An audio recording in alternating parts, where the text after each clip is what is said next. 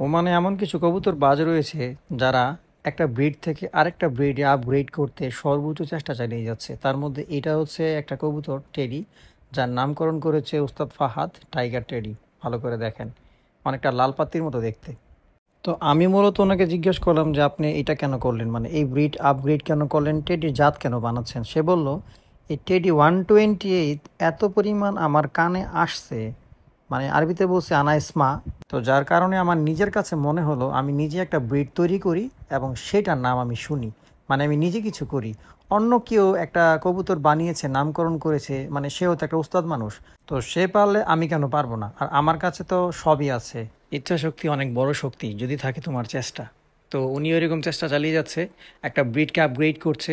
আর শুধুমাত্র কবুতর নিয়ে পড়ে থাকলেই হবে না, কবুতরের জেনারেশন আপগ্রেড করতে হবে।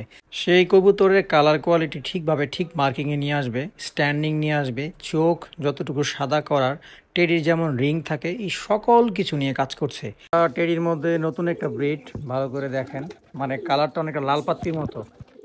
এই যে দেখেন, উনি নামকরণ করেছে এটার মূলত টাইগার। দেখেন উপরে টেডি আর নিচের কালারটা দেখেন, মিলবে না। নতুন একটা ব্রিড তৈরি করতেছে। এখন এগুলো নিয়ে যারা কাজ করে তারা খুব ভালো বলতে পারবে। এই যে প্যারেন্টস উপরে দেখেন, টাইগার নামকরণ করেছে। মাশাআল্লাহ,